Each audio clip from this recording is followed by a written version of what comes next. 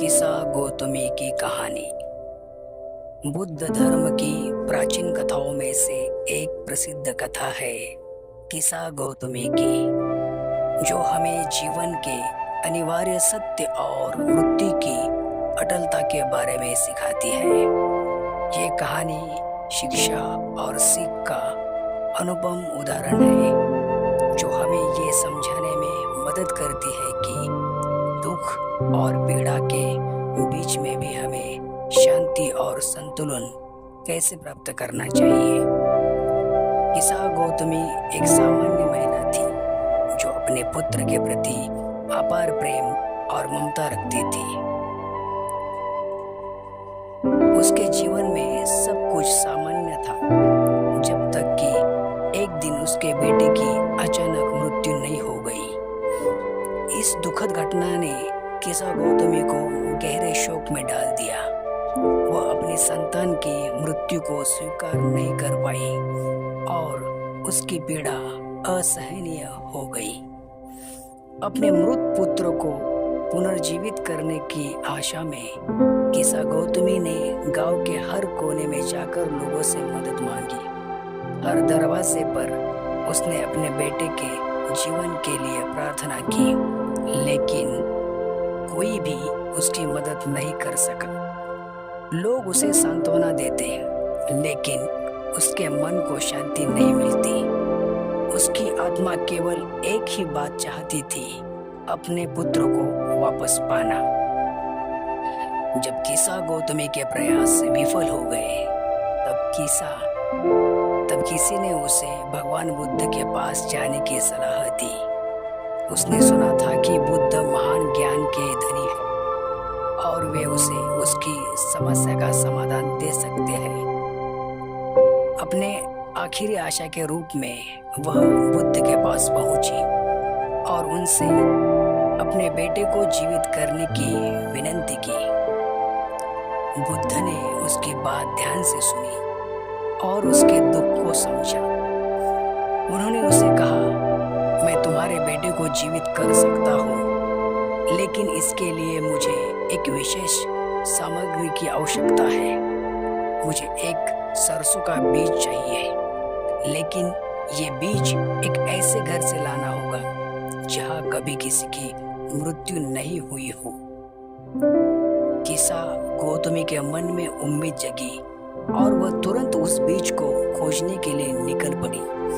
उसने एक एक घर जाकर लोगों से पूछा कि क्या उनके घर में कभी किसी की मृत्यु नहीं हुई, लेकिन हर घर से उसे यही उत्तर मिला कि वहाँ किसी न किसी की मृत्यु अवश्य हुई है। किसी के माता पिता, किसी के पति या पत्नी और किसी के बच्चे। कहीं कोई ऐसा घर नहीं था जहाँ मृत्यु ने दस्तक न दी हो। दिन भर की खोज के बाद किसा गौतमी को एक कठोर सत्य का सामना करना पड़ा। मृत्यु जीवन का अभिन्न अंग है और इससे कोई बच नहीं सकता। वह वापस बुद्ध के पास गई और बोली, भगवान, मैंने हर जगह जाकर देखा, लेकिन मुझे ऐसा कोई घर नहीं मिला जहाँ मृत्यु न हुई हो। अब मैं समझ गई हूँ कि मृत्यु अटल है और इससे कोई बच नहीं सकता। बुद्ध ने मुस्कुराते हुए कहा, किसा, तुमने एक महत्वपूर्ण शिक्षा प्राप्त की है। जीवन और मृत्यु दोनों ही इस संसार का हिस्सा है। जो जन्म लेता है उसे मृत्यु का सामना करना ही पड़ता है। यह अनिवार्य सत्य है। अब तुम्हें समझना होगा कि शोक और पीड़ा से भरे भी जीवन है। हमें अपने दुख को स्वीकार करके उसे पीछे छोड़ना होता है और शांति की ओर बढ़ना होता है। किसा गौतमी ने बुद्ध की बातों को गहराई से समझा। उसने अपने शोक को त्याग दिया और बुद्ध की शिक्षाओं को अपनाते हुए शांति और संतुलन की ओर बढ़ी।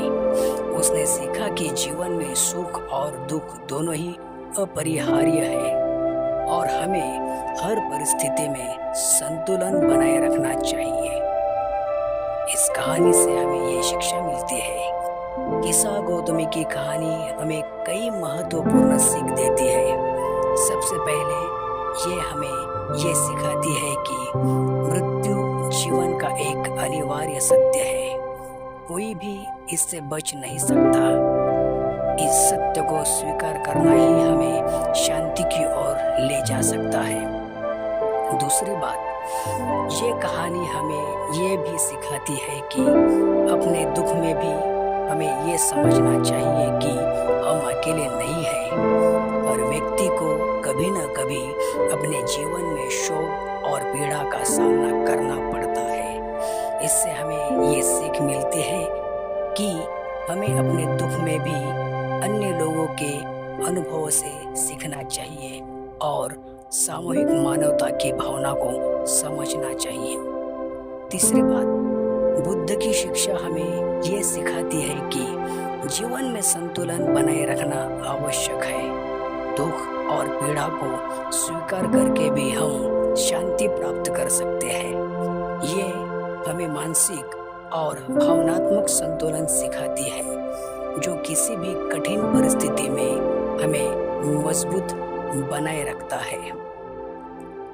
निष्कर्ष, किस्सा गौतमी की कहानी केवल एक महिला की व्यक्तिगत त्रासदी की कहानी नहीं है, बल्कि ये मानव जीवन के अनिवार्य सत्य और उनसे मिलने वाली शिक्षा की कहानी है। ये हमें ये सिखाती है कि जीवन में आने वाली कठिनाइयों और दुखों को स्वीकार करके ही हम सच्ची शांति और संतुलन प्राप्त कर सकते हैं। बुद्ध की शिक्षाओं को अपनाकर हम अपने जीवन को बेहतर बना सकते हैं और मानसिक शांति प्राप्त कर सकते हैं। इस प्रकार किस्सा गौतमी की कहानी हमें जीवन की अस्थिरता, मृत्यु की अटलता और शांति के मार्ग पर चलने की प्रेरणा देती है। ये हमें ये सिखाती है कि जीवन में चाहे जितने भी कठिन पल आए, हमें उनका सामना धैर्य और संतुलन के साथ करना चाहिए। यही जीवन की सच्ची शिक्षा और सीख है। धन्यवाद।